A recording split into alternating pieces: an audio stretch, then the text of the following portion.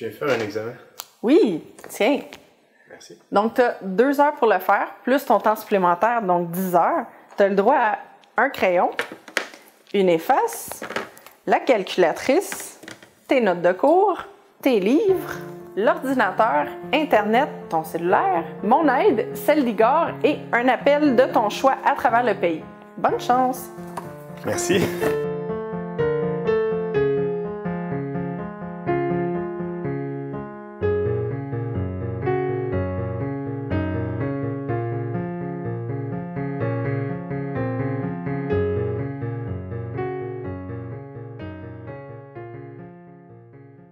Excuse-moi, j'avais oublié la feuille avec toutes les réponses.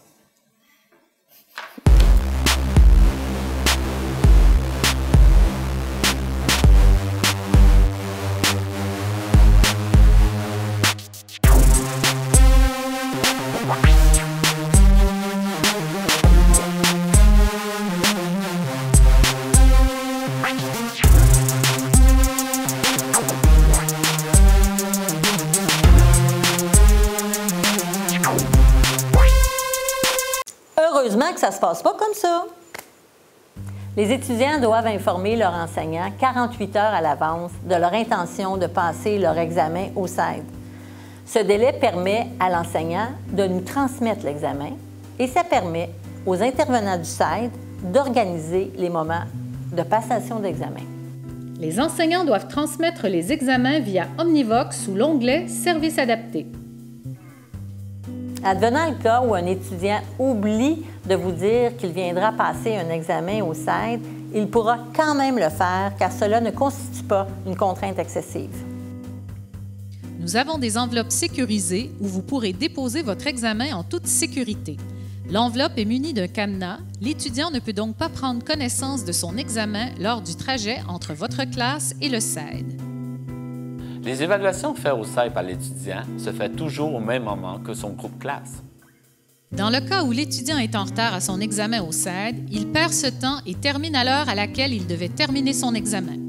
Dans le cas où l'étudiant est absent à un examen qu'il devait effectuer dans nos locaux, l'examen sera conservé au CED et l'enseignant nous indiquera s'il désire ou non que l'étudiant ait droit à une reprise d'examen.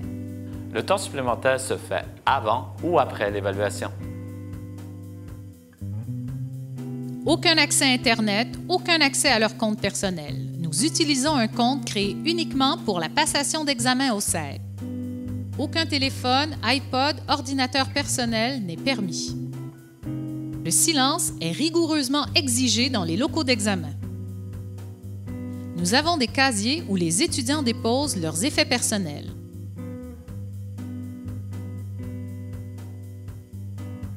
Les étudiants ne peuvent quitter le local en cours d'examen.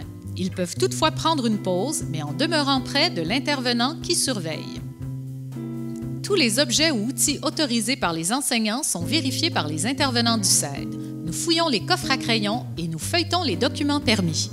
Les étudiants ne sont pas autorisés à se prêter des objets en cours d'examen. Un étudiant du CED qui décide de faire son examen chez nous est toujours sous surveillance, que ce soit par le membre du personnel ou par personne engagée. Malgré cette surveillance, il se peut qu'il survienne une situation de plagiat. Si c'est le cas, l'enseignant en sera informé et ce dernier décidera de la sanction.